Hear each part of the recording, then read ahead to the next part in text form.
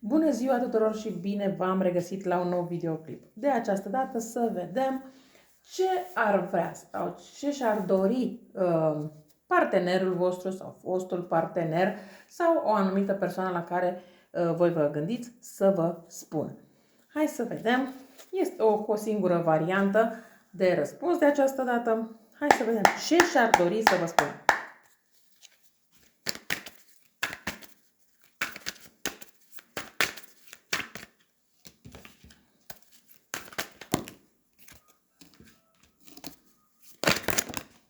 Wow!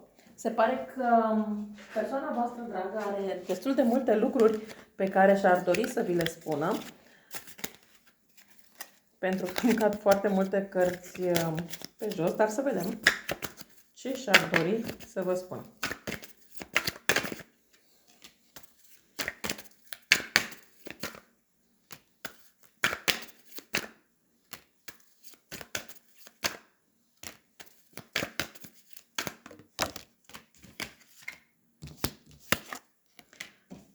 O să iau și câteva cărți oracol.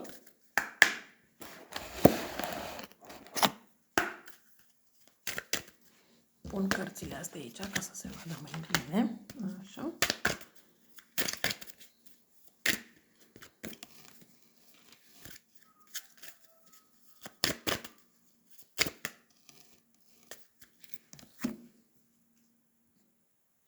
În primul rând, aici, ca și zodii, vorbesc despre zodii de pământ, cum ar fi Fecioară, Capricorn, Taur.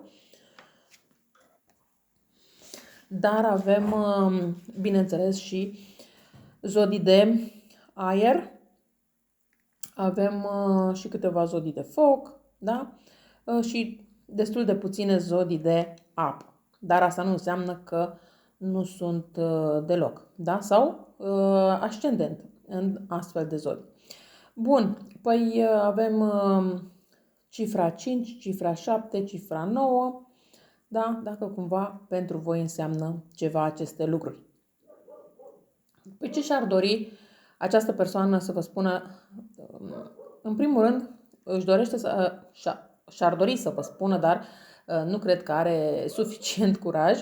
De ce spun acest lucru? Pentru că, din câte văd, voi și cu această persoană la care v-ați gândit, în acest moment sunteți la distanță. Se poate întâmpla chiar, poate nu v-ați despărțit, dar comunicarea este destul de greoaie în această perioadă. Pe undeva această persoană și-ar dori să vă transmită că nu este bine, că nu se simte confortabil în locul în care se află, indiferent unde este locul respectiv, indiferent dacă vorbim despre loc de muncă, indiferent dacă vorbim despre o altă femeie, indiferent de locul în care se află această persoană, pentru că, așa cum am spus, este pentru o parte dintre voi este la distanță, sau chiar dacă sunteți sub același acoperiș, este posibil să existe o anumită răceală între voi doi. Această persoană nu se simte bine, nu se simte confortabil, știe că a greșit față de voi, și-a dat seama de această situație, însă nu știe în acest moment cum să repare situația. Și-ar dori să vă spună tot ce are pe suflet, însă este, din punctul ăsta de vedere, un pic, aș putea spune, destul de egoist. De ce? Pentru că se gândește că dacă v-ar spune absolut tot ce are pe suflet, dacă v-ar spune și ar recunoaște față de voi că a greșit, cumva voi să nu vă credeți mai puternice decât el, da? Sau el sau ea să nu se simte mai slab decât voi, ceva de această natură. Și atunci preferă să nu spună nimic și cumva își dorește ca lucrurile să revină la normal de la sine. Ideea aici este bine că această persoană a conștientizat cât de mult a greșit față de voi, a conștientizat cât de mult rău v-a făcut. Și asta este totuși un lucru bun din punctul ăsta de vedere. Dar mai depinde acum și de ce va face pe mai departe. Comunicare între voi doi să știți că va fi, fără niciun dubiu, chiar dacă acum sunteți în no contact, tot va fi comunicare, va exista un mesaj, cred că va fi vorba de, în prima parte, de un mesaj scris. Chiar dacă vă trimite acest mesaj, nu neapărat sub formă de scuze, ci mai degrabă sub formă de acuze, da? Este genul de persoană care, decât să-și ceară scuză, mai bine vrea să facă pe victima, mai bine vine tot sub formă de atac înspre voi. Bineînțeles că voi, din câte văd aici, îi respingeți mesajul sau cel puțin nu îi răspundeți la mesaj sau ceva de această natură, iar atunci, în momentul ăla, se gândește chiar să vină la voi, să vă facă o vizită. Această vizită, din punctul meu de vedere, cred că se va întâmpla, se gândește cel puțin la ea, să o facă destul de curând, dar cred că totuși va mai dura un pic. De ce spun acest lucru că va mai dura puțin? Pentru că se gândește, da, mă duc la el sau la ea, dar cheltui banii până acolo, am nevoie de suma X, am nevoie de suma Y ca să merg. Dacă nu ne împăcăm, am nevoie de suma Y să mă întorc. Per total se cheltuie anumiți bani și atunci, decât să cheltuie banii respectivi, mai bine preferă să amâne acest moment până în momentul în care este sigur sau sigură că voi primiți această persoană înapoi. N-ar fi nimic aici exclus pentru cei care nu sunteți despărțiți, această persoană să vină la voi inclusiv cu propunerea că vrea să vă facă un cadou, să vă îndeplinească o dorință a voastră. Nu știu, poate i-ați cerut acestei persoane pur și simplu să ieșiți la o cafea și v-a refuzat. Se poate întâmpla să îi fi cerut să mergeți într-o excursie, într-o vacanță sau să cumpărați ceva, da? Sau să faceți anumite acte și această persoană v-a refuzat.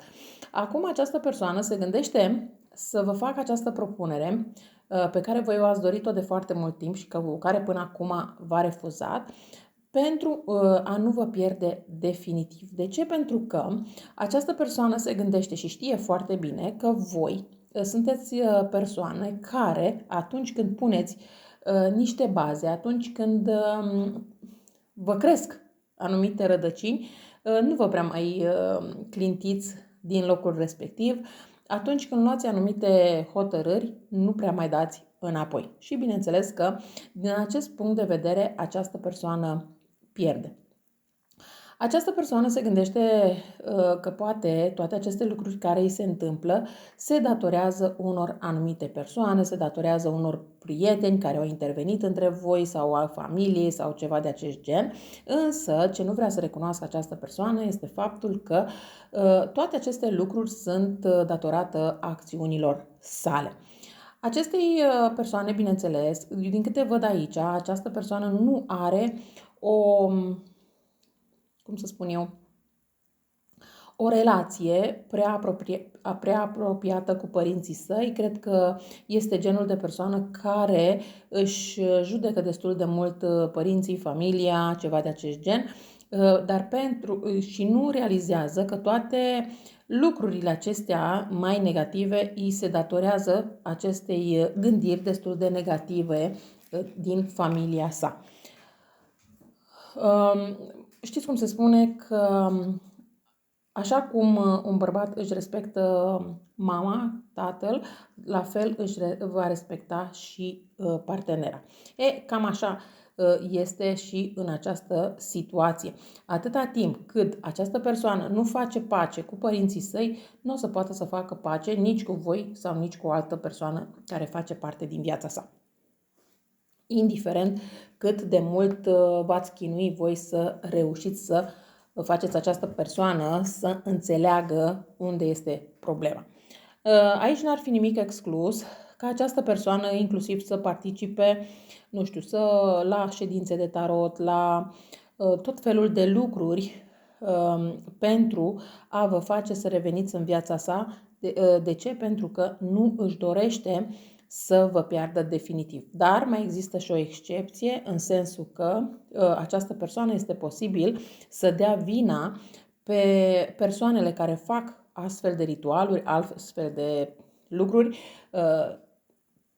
pentru problemele sale, să nu vadă de fapt realitatea care este și unde trebuie să schimbe.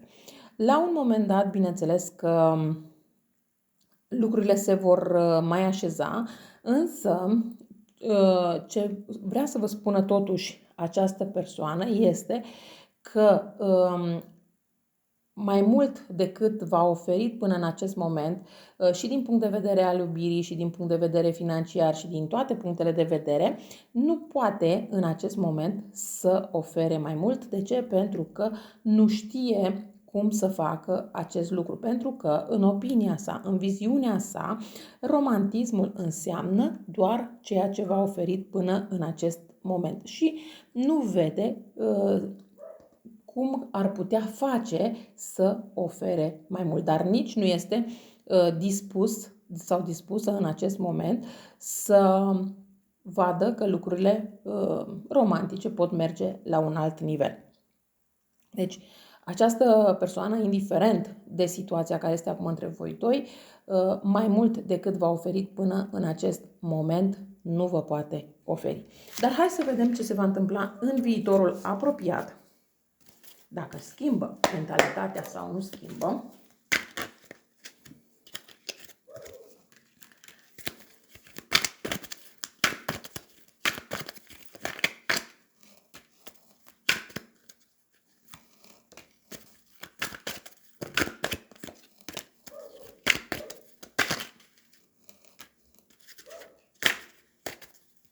Da, din nou a ieșit Marea Preoteasă, chiar dacă am luat un alt pachet de cărți. Păi în viitorul apropiat, această persoană vede foarte clar lucrurile în felul următor. Că voi sunteți o persoană independentă, sunteți o persoană puternică, sunteți o persoană hotărâtă în ceea ce vă doriți și cumva încearcă să vadă cum poate să facă încât să vă facă din nou să vă răzgândiți la anumite hotărâri pe care voi le-ați luat.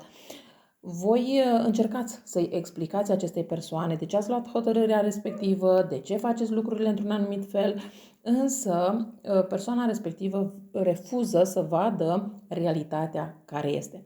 Bineînțeles că până la urmă, prin hotărârea voastră, prin determinarea voastră de a schimba lucrurile, de a schimba situația, lucrurile vor fi așa cum voi vă doriți. De ce? Pentru că până la urmă această persoană își deschide mentalitatea, își deschide gândirea, își deschide sufletul și vă va da dreptate pentru că vede că ceea ce vreți voi este de bun augur.